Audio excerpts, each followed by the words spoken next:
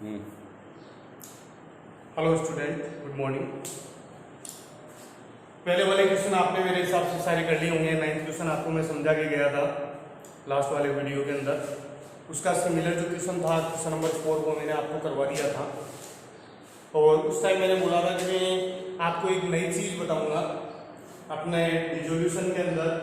कोई पार्टनर अगर इंसॉल्वेंट हो जाता है, अगर मान लो कि कोई पार्टनर इंसॉल्वेंट हो जाता है, मतलब दिवालिया होना, तो अपन क्या करें? क्या अकाउंटिंग इफेक्ट आएंगे? क्या अपन को इसके ट्रीटमेंट करने हैं? इसकी एक छोटी सी कहानी है। 3 पार्टनर थे, एक गार्नर था, एक मुर्रे था, एक विल्सन था। ठीक है, इन तीनों ने इंग्लैंड की रियलिटी है ये, यानी कोई कहानी नहीं है, एक रियल केस है। इंग्लैंड की कोई पार्टनरशिप थी, कोई फर्म थी, वहां पर इन 3 पार्टनर के बीच में पार्टनरशिप थी, गार्नर, मुर्रे और विल्सन। यहां पर विल्सन दिवालिया हो जाता है और विल्सन की जो आपके नेगेटिव बैलेंस है, क्योंकि ये तो दिवालिया हो गया, तो कोर्ट ने ये कह दिया कि विल्सन तो पे करेगा नहीं। तो विल्सन की जो आपके नेगेटिव कैपिटल थी, मान लो कि अपन 5,000 रुपए मान लेते हैं, इसके 5,000 रुपए नेगेटिव कैपिटल थी, तो गार्नर और मुर्रे के अंदर ये इस बात की लड़ाई हो गई कि 5,000 रुपए कौन भुगतेगा। गार्नर बोल रहा है मुर्रे देगा, मुर्रे बोल रहा है गार्नर देगा। तो जब कोर्ट के अंदर ये केस गया, तो कोर्ट ने जो डिसीजन दिया वो डिसीजन आज तक फॉलो होता है कि अगर कोई भी पार्टनर दिवालिया हो जाता है, इंसॉल्वेंट हो जाता है, तो उसकी जो नेगेटिव कैपिटल है वो बाकी पार्टनर, बाकी सक्षम पार्टनर, ठीक है, बाकी सक्षम पार्टनर अपने कैपिटल रेशियो के अंदर पे करेंगे। किस रेशियो में? कैपिटल रेशियो, ठीक है। तो इनकी कैपिटल अगर मान लो कि इसकी 3 लाख और इसकी 2 लाख रुपए कैपिटल थी, तो 3,000 रुपए का आपके गार्डनर भुगतेगा, 2,000 रुपए कौन भुगतेगा? मुझे, ठीक है। अब अपने क्वेश्चन के अंदर आपके एक चीज का ध्यान रखना है, अगर कोई भी पार्टनर इंसॉल्वेंट होता है, अगर कोई भी पार्टनर इंसॉल्वेंट होता है, तो अगर gardener Murray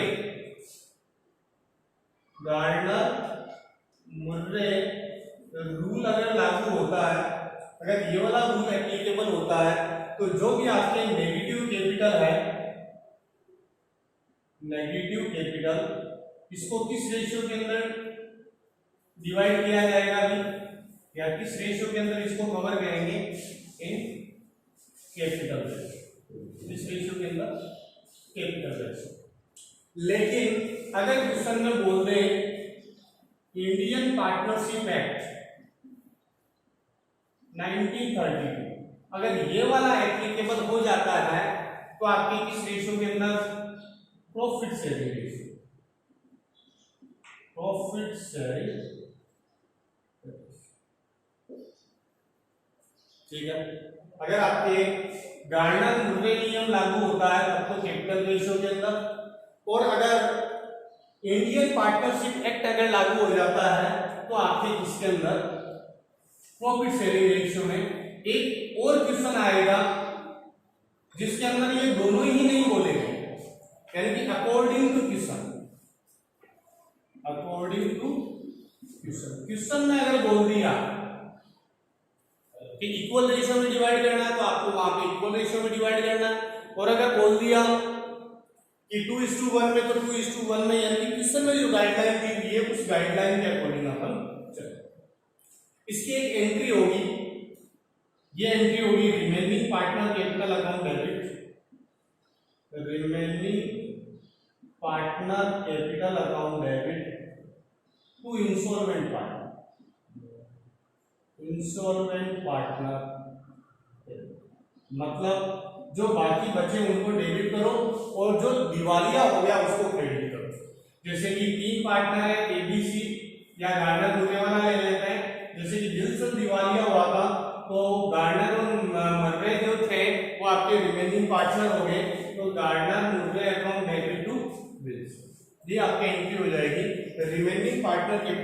credit to insolvent partner capital. जो बाकी बच गए उनको डेबिट करना है और जो आपके इंसॉल्वेंट दिवालिया हो उसको क्रेडिट करना है।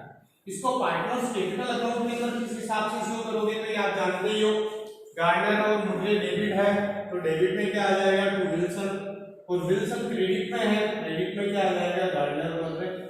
नाम गार्डनर और मुर्रे का है तो अमाउंट ये जैसे गार्डनर मुर्रे और विल्सन, तो नाम गार्डनर और मुर्रे का तो अमाउंट विल्सन में आएगी, और यहाँ पे विल्सन का नाम है तो अमाउंट किसमें आएगी गार्डनर और मुर्रे।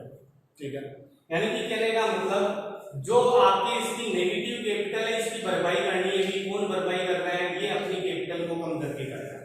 तो विल्सन की कैपिटल यहाँ पे बढ़ा रहे हैं और गार्डनर और मर्रे की कैपिटल को हम क्या कर रहा है कम कर रहा है, कि एक पार्टनर की भरपाई बाकी पार्टनर कर रहा है।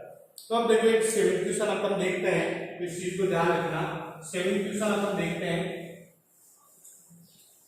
अकाउंट आपको भी बनाना है, बस ये हल्का सा जो चेंजेस आना था मैं आपको बता रहा हूँ। नंबर सेविंग के अंदर वही 3 अकाउंट बनाओगे आप। सबसे पहले रियलाइजेशन, ये आपके रियलाइजेशन अकाउंट, फॉर्मेट आप जानते ही हो, यहाँ पे पार्टनर्स कैपिटल का बना लेते हैं, ये पार्टनर्स कैपिटल अकाउंट, और एक अकाउंट बना देता हूँ मैं साइड में केस का, या केस।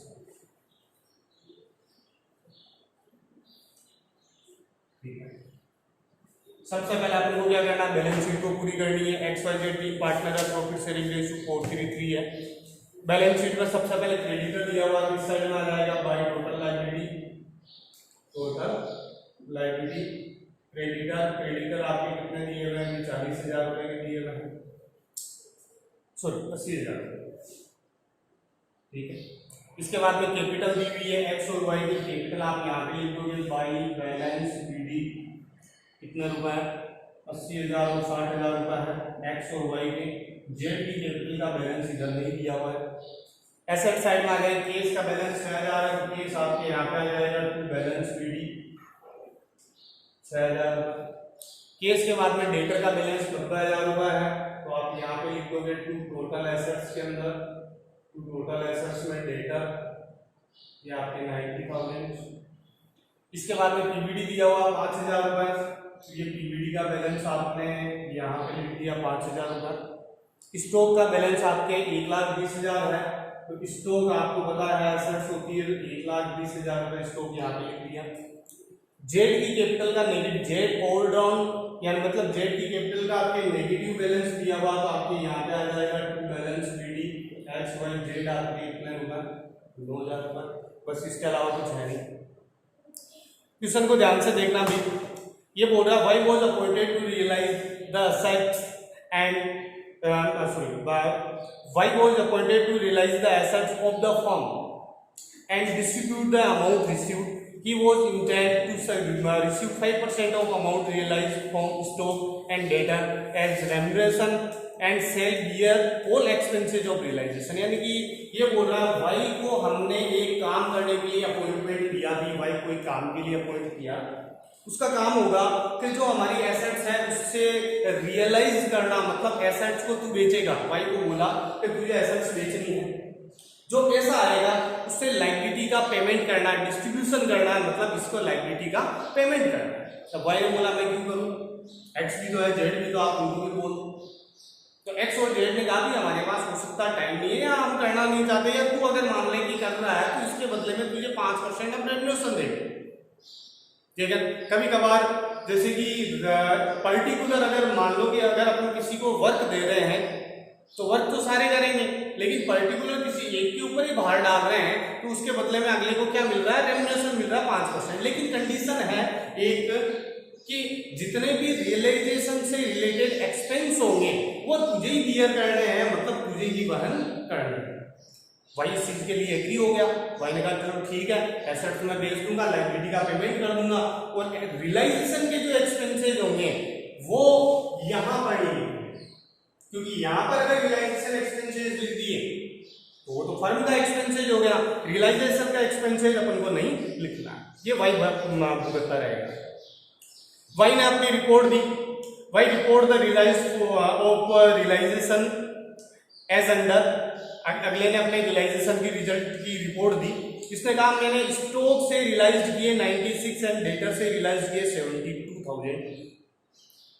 स्टॉक से कितने रुपए वसूल किए 96, तो इधर लिखेंगे अपन केस स्टॉक बेच दिया 96 में और डेटर से वसूल कर लिए 72,000।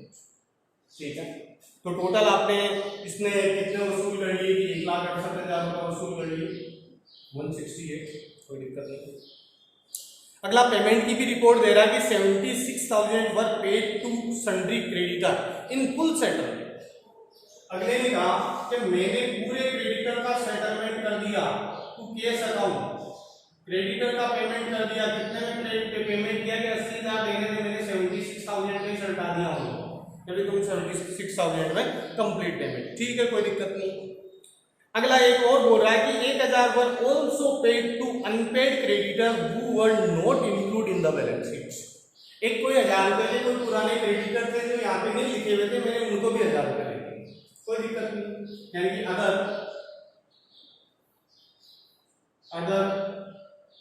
क्रेडिटर एक और 1,000 रुपए का पेमेंट इसने कर दिया, टोटल आपके 77,000 रुपए का इसने पेमेंट कर दिया। ठीक है, ठीक है, 77।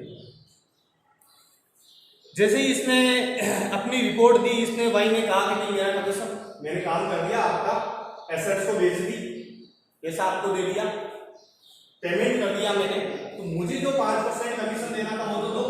तो हमने कहा ठीक है, टू वाई एक्सपेंसेस इधर ही आता कमीशन, वाई को कमीशन कितना कि 1,68,000 जितना इसने रियलाइज किया उसका 5%, तो 1,68,000 का 5% करें तो 8,000। ठीक है, तो 5% इसको कमीशन दे दिया हमने, कितना 8,400। ठीक है, ये काम भी हो गया। अब इसके बाद में बोल रहा है कि Z become insolvent, Z insolvent हो गया। इंसॉल्वेंट का काम यहाँ पे नहीं करना चाहिए, वो अपने यहाँ पे करेंगे। तो हाल फिलहाल इस लाइव में छोड़ देता हूँ, पहले रियलाइजेशन से रिलेटेड वर्क कर लेते हैं। तो इसकी टोटल की मैंने 2,10,000 रुपये हो रही है, इसकी टोटल की 85,000 हो रही है। देखते हैं प्रॉफिट हो रहा है लॉस हो रहा है। तो ज्यादातर अगर अपन देखें तो इधर ही ज्यादा लग रहा है। इसकी टोटल की मैंने 2,10,000, 2,80,000, 2,88,000, 2,88,000, 2,95,400, 295,400। इसमें से माइनस करो 1,60,000 और 2,40,000 लो, 2,48,000, 2,53,000, 253 माइनस कर लो। तो 253 अगर हम माइनस करें तो आपके ये आ जाएगा 42,400। तो लॉस आ गया भाई, लॉस आपकी कितने 42,400। ठीक है, एक बार देख लेते हैं 42,400 का लॉस आ रहा है। इसको डिवाइड कर लेंगे एक्स वाई जेड। ठीक है, 42,400 को डिवाइड करोगे 4/10 इंटू 3/10 इंटू 3/10, 0 से 0 4 का इंटू का 4 4 16 960। ठीक है, 16,960। इसके 3 से इंटू 4 में 12,720, 12,720, 12,700। सही है, 10,000, 20,000, 30,000, 40,000, 40,000, 41,000, 642,000, 142,230, 42,200। ठीक है, टोटल तो सही है ना, टोटल करके देखो 0 6 2 8 2 10 5 7 14 14 2 1 16 15 2 24 6 2 8 2 10 12 1 2 3 4 सही है मेरे साथ। ठीक है, तो ये मैंने 16,960, 12,720, 12,720, ये मैंने 29,000, ये 2,95,400, ये आपकी रियलाइजेशन मैंने पूरा कर लिया यहाँ पे। अब काम केवल ट्रांसफर करने का है, एक बार ट्रांसफर कर लेता हूँ। केस लिखा हुआ कि 77,000 इसको मैंने इधर ट्रांसफर कर दिया। भाई कहाँ से आया कि रियलाइजेशन से 77,000। ये वाई लिखा हुआ है, इसको यहाँ पे ट्रांसफर करो भाई बाई रियलाइजेशन। ये एक्स वाई के कितने 8,400 हो गया इधर का काम। इस केस को इधर ट्रांसफर करोगे टू रियलाइजेशन कितने के 1,68,000 रुपये, और इसके बाद में ये एक्स वाई जेड को इधर ट्रांसफर करोगे टू रियलाइजेशन 16,960, 12,720, 12,700। ठीक है, अब जो बात आ रही है, क्या बोल रहा है कि जेड बिकम इंसॉल्वेंट, जेड दिवालिया हो गया और जेड ने कहा कि मेरे पास केवल 7,720 रुपये है फुल, पूरे में से। यानी कि ये लाइन बोल रहा है Z become insolvent, firm could receive only 7,720 rupees from his state. यानी कि 7,720 रुपये ही जेड से मिल रहे हैं, बाकी के नहीं मिल पाएंगे। और आगे apply Garner versus Murray rule, Garner Murray rule apply करना है। तो जैसे ही गार्नर मर्रे रूल अप्लाई होता है, आप एंट्री कर लिया करोगे remaining partner capital account debit to insolvent partner. ठीक है, मैंने एक टोटल करके देखी जेड की 12,012 और 9 21,720 रुपए इससे आगे थे, लेकिन कितने रुपए आ रहे हैं केवल बाई केस। जेड ने कहा कि मैं केवल 7,720 ही दे सकता हूं, इसके अलावा मेरे पास कुछ नहीं है। तो बात किसमें से 7,720 माइनस करूं तो 14,000 रुपए इसके कम पड़ रहे हैं। ये 14,000 कौन भुगतेंगे? एक्स और वाई भुगतेंगे। किस रेशियो में? Capital ratio. तो इनकी कैपिटल क्या है? 8:6 में है, छोटा कर लो 4:3। तो इसको किस रेशियो में डिवाइड करेंगे? 4:3 के अंदर। तो आपके 8,000 रुपए ये भुगतेगा, 6,000 रुपए ये भुगतेगा, इसको ट्रांसफर कर दो, बात खत्म। बस इतना ही था गार्नर मर्रे नियम। जैसे ही गार्नर मर्रे नियम रूल एप्लीकेबल होता है, ठीक है, या इंसॉल्वेंट होता है, इंसॉल्वेंट होते ही ये एंट्री कर दिया करो remaining partner capital account debit to insolvent. अगर गार्नर मर्रे रूल एप्लीकेबल हुआ है तो जो अमाउंट होगी उसको कैपिटल रेशियो में डिस्ट्रीब्यूट करना है। और अगर Indian partnership act rule applicable होता है तो देख लिया करो क्वेश्चन में क्या बोल रहा है, ठीक है, तो उस रेशियो के अंदर अपन डिवाइड करेंगे। ठीक है, तो इसको ट्रांसफर करोगी, जेड क्रेडिट है तो जेड डेबिट में आ जाए टू जेड, और एक्स और वाई डेबिट है तो एक्स और वाई क्रेडिट में आ जाए बाई एक्स वाई। नाम एक्स और वाई का तो अमाउंट कहाँ पे आनी है? जेड में आनी है, 8,000 रुपये और 6,000 रुपये।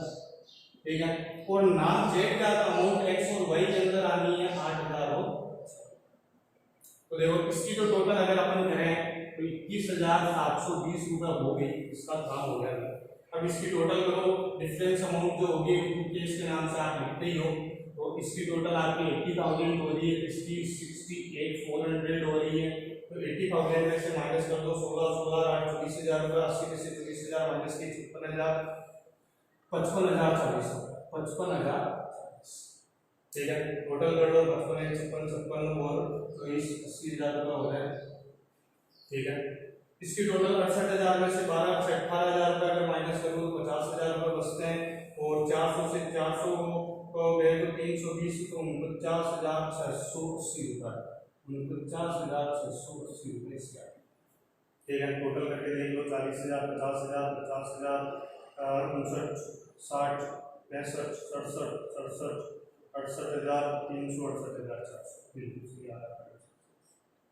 अब इनको ट्रांसफर कर दो, ये केस है, इस केस को इधर ट्रांसफर कर दोगे, वाई एक्स से और वाई से आया, एक्स से आ गया आपके 55,040 रुपये और इससे आ गया 49,680 रुपये। इधर देखो ये केस इधर तो जेड से आया, जेड से कितना आ गया 7,720। टोटल करके देखो बराबर आ गई है क्या? तो 1,68,000 और 1,74,000 रुपये, 74 और 7 1,74,000 और 7 कितने होते हैं? 1,83,700। ठीक है, इसकी टोटल करें तो 50,000 90,000 1,60,000 1,67,000 1,67,000 1,67,000 1,72,000 1,72,000 और 9 1,81,600 ये आपकी। ठीक है, तो क्वेश्चन नंबर 7 अपन ने कर लिया। नेक्स्ट वाला जो वीडियो लेंगे उसके अंदर अपन आगे की क्वेश्चन करेंगे भी। तो इस वीडियो में इतना ही। Thank you for watching. Next video में मिलते हैं।